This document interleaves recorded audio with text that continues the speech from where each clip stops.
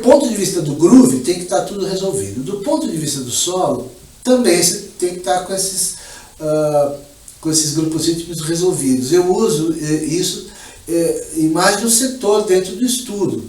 Por exemplo, tanto na área de técnica, que eu vou dar uma série de exercícios de técnica, para a pessoa tocar uma série de exercícios, baseado nessa ideia da colcheia, da tercina, depois 4 notas por tempo, que é semicolcheia, e assim por diante, ok? Bem, quanto à teoria musical, né, que eu estava falando agora há pouco, é muito importante a percepção, o estudo do ouvido. Então, o ouvido rítmico, o ouvido melódico, o ouvido harmônico. A gente vai desenvolvendo por etapas. O ouvido, ele é educável, tá? É uma questão de praticar. Tem gente que nasce com o ouvido absoluto. Tudo bem, já eliminou um trabalho aí na vida. Agora, a maior parte das pessoas não nasce com o ouvido absoluto, e que eu saiba, a maior parte dos músicos não tem ouvido absoluto, e sim ouvido relativo. O ouvido relativo eu ouço, já identifico a nota, tiro aqui no instrumento e já ponho na pauta, escrevo. Esse é o hábito do músico normalmente. A gente sempre acha as notas, né? Porque se o cara tocou a nota lá, numa guitarra, por exemplo, e você está com uma guitarra aqui na mão, a nota que ele tocou lá tem que estar aqui. Né? Porque a guitarra é a mesma, pô, a afinação é a mesma, a divisão é a mesma. Não é possível que a nota que ele tocou, a menos que seja um pique em harmônio, muito específico, que ele tira, ele tem uma técnica de tirar pique em harmônio, que é muito específico dele. Mas com o estudo, sempre a gente chega lá, sempre dá para replicar. O que é difícil replicar dos outros, reproduzir o que os outros fizeram, é exatamente, às vezes, a mesma pegada do sujeito. Né? Você querer ter o mesmo fluxo de execução, cada um tem o seu time, cada um tem sua maneira de tocar. Então, imitar os outros é muito mais difícil do que tocar o seu próprio som. Isso com certeza. Né? Então, o ideal é que você desenvolva o seu próprio som mesmo, e não querer imitar ninguém. Apesar de que todos nós aprendemos guitarra estudando os outros, ouvindo os outros o tempo todo. Então, de tanta frase que você tira dos outros, de tanto tirar música dos outros, você acaba desenvolvendo o seu estilo também. Enfim, tem mais de um caminho a seguir aí, né? Eu acho que o estudo de arranjo e composição também são importantes, viu? Se você puder pegar um curso de arranjo, curso de composição, para ter uma formação mais completa na guitarra, sabe?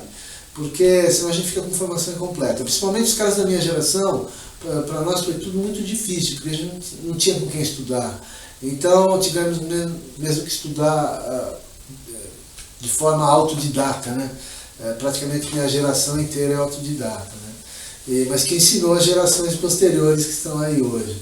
É óbvio que muita gente foi para o exterior estudar e não estudou conosco aqui, mas estudou lá fora, tudo bem. Fez o caminho certo também, né?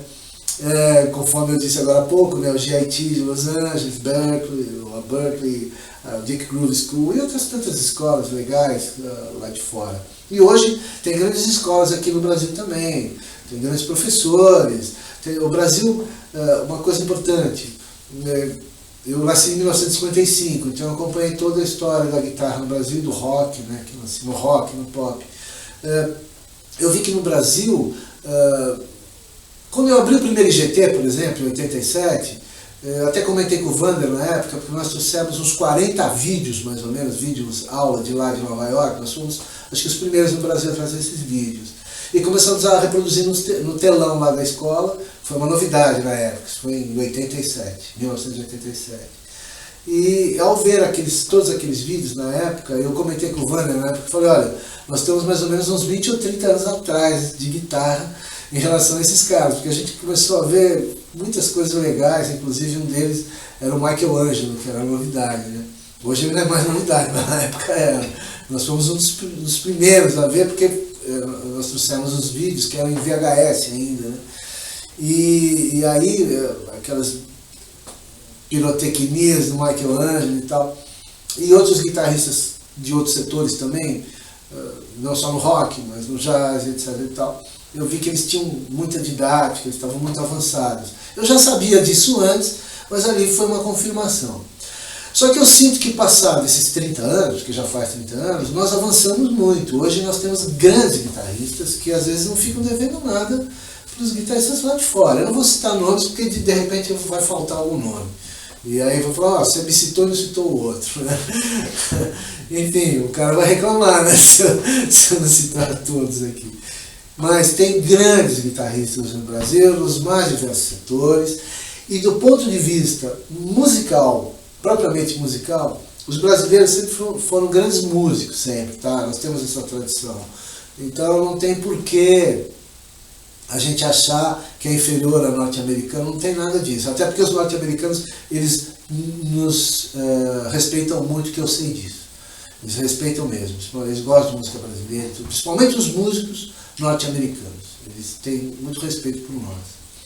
Enfim, então, eu vou encerrar essa parte aqui. Eu quero agora mostrar um pouco dos meus métodos, tá? A gente já segue daqui a pouco.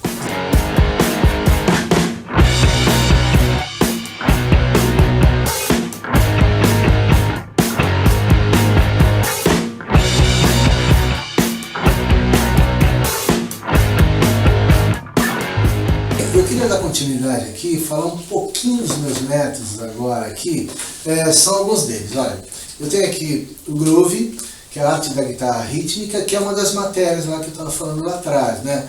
Então, mesmo que você não acesse o meu método, não tem problema, mas métodos equivalentes, né, a esse, que você possa trabalhar só rítmica e acordes, né? Então, com uma mão você faz rítmica, você faz os acordes, e aqui são vários estilos, no caso tem blues, rock, jazz, etc e tal, enfim, são 100 exemplos que tem aqui. Um outro trabalho meu também, que eu lancei um dos mais recentes, é o Universo da Guitarra Rock, volume 1, ok? Tem a participação do André e do Ivan Buzik, né? que eram do Dr. Sim. Eles participam apenas de 8 faixas. O CD todo tem 94 faixas, e são 86 exemplos, né? 86 exemplos que envolvem 86 guitarristas, e tem mais alguns exemplos adicionais que eu gravei, que é exatamente a participação do Ivan e do André Buzik. Eu abordo nesse livro mais de 20 vertentes do rock, como rock and roll, rockabilly, rock instrumental. Eu começo nos anos 40 e venho até o metal, até o Megadeth e Metallica, enfim. Lembre que esse é só o volume 1. Em tese eu teria o volume 2. Não sabemos quando será lançado. Esse aqui é um livro de guitarra blues. Se o cara quer fazer um curso de guitarra blues, está aqui. O autor é o Max Ottaviano. Eu escrevi a obra inteira. Tá? É uma das melhores obras de guitarra blues que eu já vi, escrita em português. Não, eu sou suspeito para falar porque fui eu que escrevi, né? Enfim.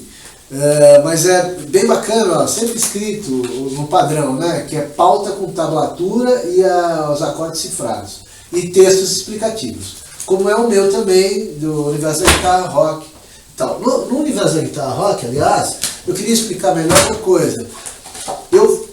Como é genealógico o trabalho, eu fiz os fluxogramas, olha.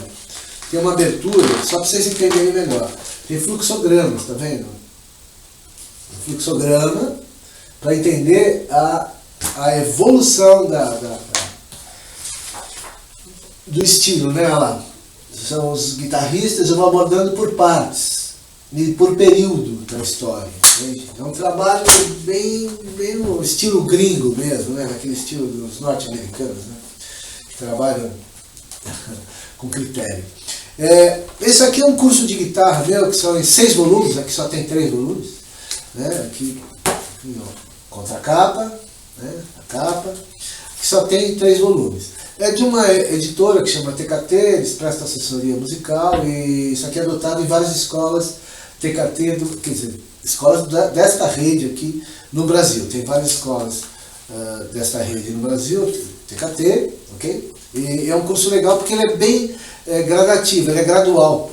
Ele começa do zero absoluto e vai indo até o nível avançado. Enfim, Esse aqui é um método que eu fiz há muitos anos atrás, que é só para iniciante, exclusivamente para iniciantes, ok? Sempre com CD, viu? Tudo acompanha CD. Essa obra eu coordenei ela em 1998. 15, os mestres da guitarra. Como vocês podem ver aí, tem Mozart Mello, Kiko Loureiro, John Mograbi, Frank Solari, Michel Leme, o Índio, Fábio Amaral, Álvaro Gonçalves, grande Álvaro, Jarbas Barbosa, Tomate, Polaco, Kiko Moura, Aldo Landi, Marcinho Eiras, Rafael Bittencourt e eu, Wesley Lely César, ok? O Kiko Loureiro vocês conhecem bem, o Rafael, eles são do Angra, mas eles participam aqui também, cada um numa faixa. O livro é acompanhado de CD, né, obviamente, sempre. Né? E essa outra obra aqui, em 5 volumes, não existe mais, está totalmente fora de catálogo. Tanto o 15 quanto esta obra aqui, que é o Guitar Collection. São 5 volumes, que é o Aldo Landi, jazz, alemão, que é um patrimônio da guitarra brasileira, dos maiores. Eu aqui, né, que é o volume 3, Hot Pop Blues. Aqui o John Mograbi, grande John. E aqui o grande Kiko Loureiro, certo?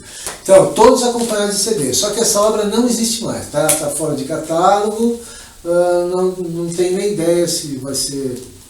Enfim, porque ela é de 1999. Assim como o 15 também está fora de catálogo.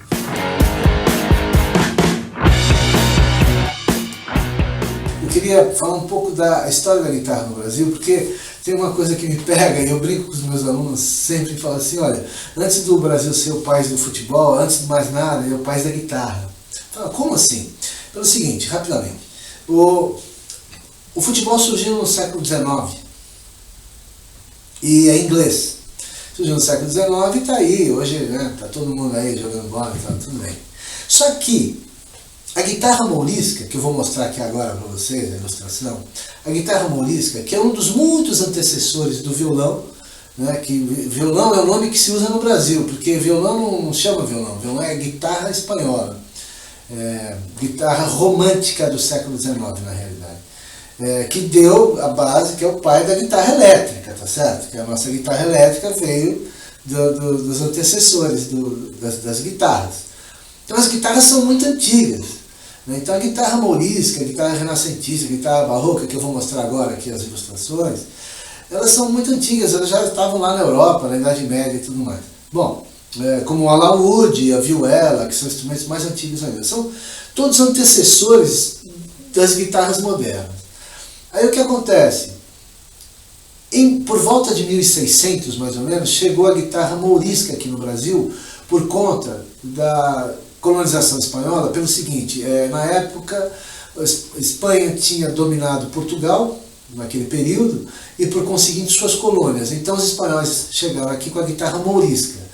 E desde então nós temos uma cultura de guitarristas no Brasil. Agora estou falando guitarra no sentido universal da palavra, porque para o mais jovem, para o garoto que está me vendo aqui agora, para ele guitarra é guitarra elétrica. Não, guitarra vem dos instrumentos acústicos muito antigos, são instrumentos de corda muito antigos. E sempre com o nome de guitarra. Agora, guitarra elétrica é da década de 1930 para cá, que os norte-americanos resolveram fazer um negócio e patentear. Lembrando que no Brasil, Dodô, pai do Armandinho, o grande guitarrista Armandinho, Dodô, ele já tinha feito, elaborado alguns experimentos em 1945 com picapes, com captador, né? Tinha instalado lá e tal, e foi então surgiu a guitarra baiana. Segundo o Romeu Benvenuti, que é um dos primeiros roqueiros brasileiros, e é o autor da guitarra Bagger, da marca Bagger, grande guitarra, Romeu Benvenuti, irmão de Lídio Benvenuti, já falecido, Lídio, o Nenê dos Incríveis, que quem não conhece vai consultar lá para saber quem foi o Nenê dos Incríveis. Bom, o Romeu Benvenuti me disse certa vez que as primeiras guitarras elétricas surgiram em São Paulo por volta de 1957. Veja bem, hein? 57. Óbvio que já tinha guitarra acústica pra caramba pelo Brasil afora, por conta das bandas de baile, tá certo? Aquelas guitarras semiacústicas, né? Aquelas de bojudas, né? Que é a guitarra de jazz que a gente fala. Nos Estados Unidos, as primeiras maciças oficialmente mesmo, e que vai vender já em larga escala, né, vamos dizer assim, é a partir do Léo Fender, né, que é 1948, a Broadcaster, né, depois 52 a Telecaster, depois 56 a Stratocaster, que tá aí até hoje, né, eles estão aí. E o Les Paul, o Gibson, que vai fazer a maciça mesmo, vai também surgir aí dos anos 40 para 50, a maciça. Agora a guitarra acústica, que é eletroacústica, né, semi-acústica, ela já existia desde os anos 30, 40. Né? Então os primeiros a usar, vamos dizer, Charlie Christian no jazz e o T-Bone Walker no blues. Porque não existia rock ainda. O rock surgiu quando eu nasci, em 1955, 56. E mesmo assim não era rock and roll, rockabilly. O rock mesmo que a gente trata hoje como tal, só surgiu nos anos 60, com os ingleses, Beatles, Stones, etc. e tal. Aliás, isso é uma palestra que eu dei há poucos dias lá no Souza Lima, e ainda pretendo passar ela em vídeo ainda. Bom, eu queria mostrar para vocês aqui rapidamente, olha, os antecessores do violão. O violão que vocês estão vendo aqui, ó, isso aqui, é o moderno já, isso é de 1850, que é o que a gente chama de violão hoje, tá? Que é o parente mais próximo aqui da guitarra elétrica, tá certo? Porque foi desse cara aqui que saiu a guitarra elétrica. Agora, todos esses aqui são antecessores. Tá, por aqui vocês vão ver que tem a guitarra mourisca aí. E aí a guitarra mourisca, tá certo? Deu para ver bem aí? Tá vendo legal? Tá? A guitarra mourisca chegou aqui por volta de 1600, conforme eu disse. Mas vocês viram aí que tem várias guitarras, né? Medieval, renascentista, soprano, blá blá blá. Algumas ainda estão por aí, o alaúde também. Elas estão por aí porque tem gente que fabrica esses instrumentos ainda, porque se você quiser tocar, por exemplo, música barroca com instrumento de época, então você tem que tocar com guitarra barroca. E o temperamento da escala não era o mesmo, e tem uma série de características assim, né, que é daquele período, ok?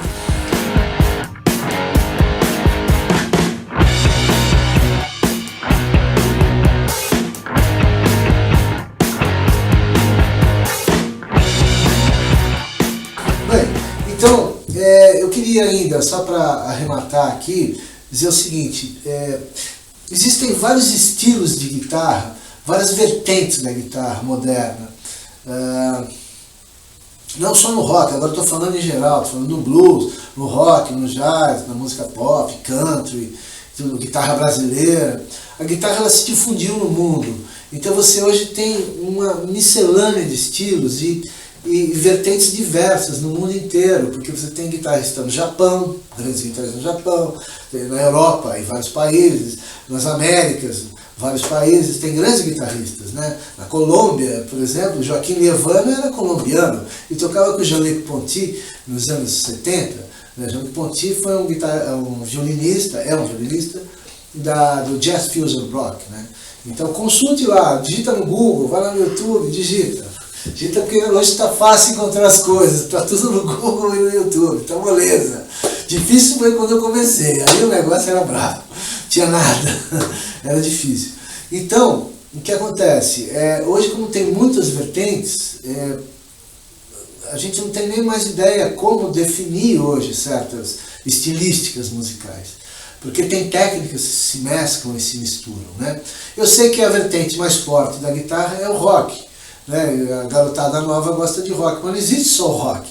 O rock, nós poderíamos dizer que, em se tratando de guitarra, aquele setor da guitarra, né, de estilo tocado por guitarra, que mais avançou nas últimas décadas, do ponto de vista técnico e tal. Os outros estilos acho que avançaram menos. Mas acontece que o rock acabou impulsionando os demais estilos. Por exemplo, o Jazz Fusion Rock, que surgiu a partir de 1970. O jazz estava separado do rock praticamente, até por muito preconceito. Os jazzistas jamais aceitariam um roqueiro, né? Mas o Miles Davis fez essa fusão e deu certo e está aí até hoje. Você tem grandes guitarristas de jazz fusion rock. Enfim, e o blues misturado com o jazz voltaram a se misturar, que é tipo Robert Ford, Larry Carlton. Enfim, a lista de guitarristas que eu teria que passar para você aqui é enorme, são muitos guitarristas. Então, o que é bacana é o seguinte, só para arrematar agora. Se você é estudante de guitarra, não tenha preconceito. Estude primeiro. Entenda que o estudante ele não pode ter opinião antes de resolver pelo menos o primeiro ciclo de trabalho. Por quê? Porque você está no laboratório. É como um cientista que está no laboratório fazendo a sua pesquisa, a sua experimentação, ele não tem opinião ainda. Só vai ter opinião quando ele terminar a pesquisa, quando ele terminar a experimentação. Então o estudante tem que se colocar dessa maneira. Eu ensino há 36 anos e estou na música há 44. Eu tenho a mesma avidez de quando eu comecei, porque eu estou querendo sempre... eu quero aprender o tempo todo. Então um garoto que é muito mais novo que eu, tem muito mais obrigação do que eu de querer aprender, no sentido de não ter opinião ainda formada. Calma. Primeiro aprenda, entenda, conheça primeiro, adquira a cultura do negócio para depois ter uma opinião, ok? Infelizmente não é assim que funciona na prática, eu sei, até porque quem decide, né, é o ouvinte, né, e o ouvinte às vezes é o menos gabaritado, porque ele não se formou ainda nem música, nem músico, não é? E é ele que decide quem fica e quem não fica na mídia, né? Quem vai ser o próximo Jimi Hendrix, né? Que vai ser o cara famoso. É uma pena que seja assim. Eu sou utopista e eu imagino uma sociedade onde todo mundo tenha cultura. Isso não vai acontecer nunca, eu sei. Mas onde todo mundo tem uma cultura equilibrada, para que a qualidade da interlocução fosse muito melhor, né? Mas isso não vai ser possível, eu sei, é utopia minha. Mas enfim, eu acho que eu consegui passar algumas informações aqui, isso é só... Eu abordei alguns aspectos gerais, o meu curso de guitarra é muito amplo, eu tenho um curso que tem vários formatos, né, como vocês puderam ver aí. Tá? Mas eu espero ter ajudado de alguma maneira. Se quiser entrar em contato comigo, é WCLELY, né? WCLELY@hotmail.com. Tá, tem o meu site, que é wesleylelicesar.com, enfim, tá bom? Então tá, até a próxima, tudo de bom e sucesso. Tchau, tudo de bom.